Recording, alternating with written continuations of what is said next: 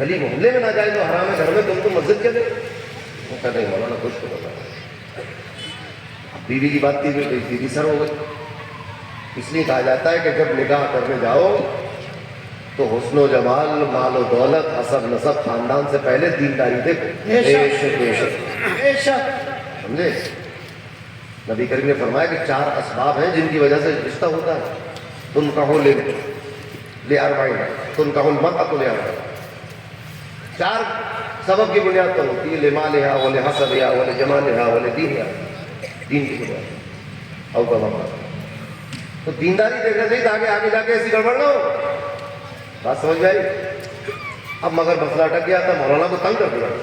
جب نکلے بیٹھے تو ڈھول بجے گا. مولانا کو سایہ بٹی کر ڈھول لائے مولانا ہے جمعے کا دن، ڈھول گلے میں ڈال کے مسجد میں گئے. کیا ہوا؟ ممبر پہ تقریر کی ہو، اور تقریر میں کہا کہ مسلمانوں میں کتنی غلط باتیں رائج ہو گئی ہیں، مسلمان آج کل ڈھول بجانے لگے. انہوں نے کہا کہ ڈھول تو ایسا حرام ہے کہ ادھر سے بجاؤ تب بھی حرام، بجا کے دکھایا. اور ادھر سے بجاؤ تب بھی حرام، اور دونوں طرف سے بجاؤ تب بھی حرام. لہذا اس حرام باجے کو مسلمانوں کے معاشرے میں نہیں ہونا چاہیے. نکال کے گلے سے مسجد کے باہر گئے.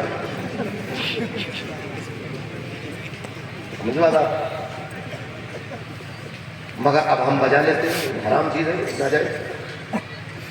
لوگ شادی میں بجا رہے ہیں، کوئی محرم میں بجا رہا ہے، کوئی ایسی خوشی میں بجا رہا ہے، کوئی ایسے ہی موبائلوں پہ بجا رہا ہے. آپ سوچیے کہاں تک آپ پابندی لگائیں گے. آپ شادی میں روک لو، لوگ اپنے موبائل پہ سنیں. موبائل پہ دیکھیے، آپ مجرم بن کے آپ اپنے آپ کو مجرم محسوس کر کے کام نہ چھوڑیں. آپ اللہ کی رضا کے لیے کریں. آپ نے گھر اپنی شادی میں آپ نے دیکھیے ڈھول بجا لیا. اب آپ نے اپنے آپ کو مجرم سوچا کہ ارے مولانا لوگ آئے کیا سوچ رہے ہیں میرے بارے میں، توبہ نہیں بجا. لیکن آپ جو موبائلوں پہ سن رہے ہیں، موبائلوں پہ چل رہا ہے، تو ٹی وی چل رہا ہے گھر میں، لوگوں نے اسپیکر لگا لیے، اس پہ گانے بج رہے ہیں، میوزک بج رہی ہے. تو آپ اللہ کی خاطر چھوڑیے نا یہ برے کام. سبحان اللہ سبحان اللہ. آپ مولویوں کے ڈر سے، اماموں کے ڈر سے چھوڑ رہے، اللہ کے ڈر سے چھوڑ. انشاءاللہ انشاءاللہ. یہ تو آپ کے ایک معاون و مددگار ہے کہ بھائی راستہ بھول گئے تھے، راستہ ایسا ہے. بس مولویوں کا اتنا ہی تو کام ہے.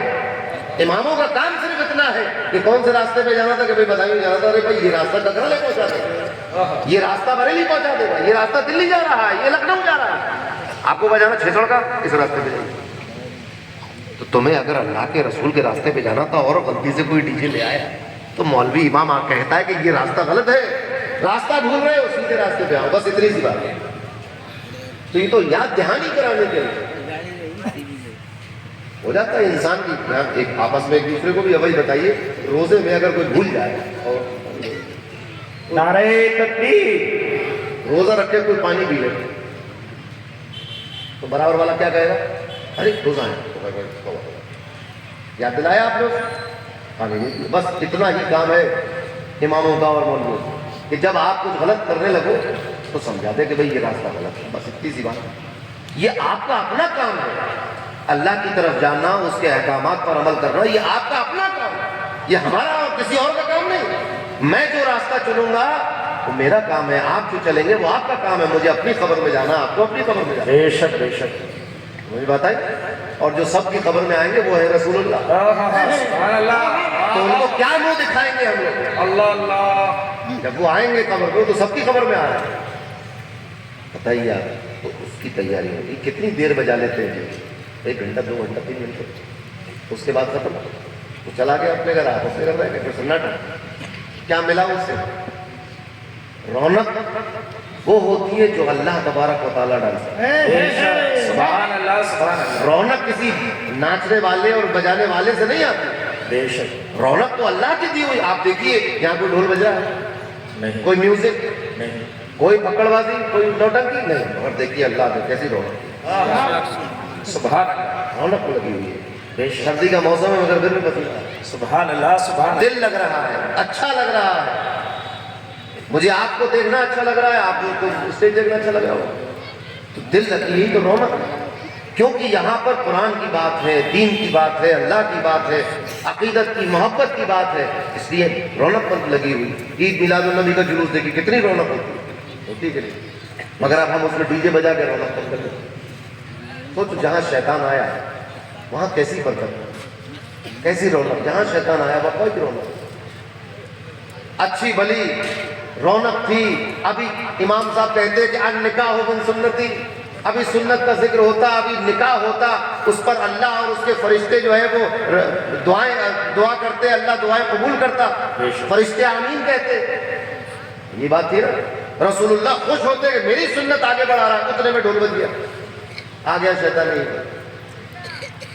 آپ سوچیے یار، نکاح جیسی پاکیزہ چیز، سنت رسول، اس میں ناجائز کاموں سے کیا لینا ہے؟ بے شک ایسا نہیں کہ جس نے ڈی جے بجا دیا تھا وہ بہت ہی نیچا اور نکما اور کمی آتی ہے، ایسا نہیں، سب مسلمان ہیں۔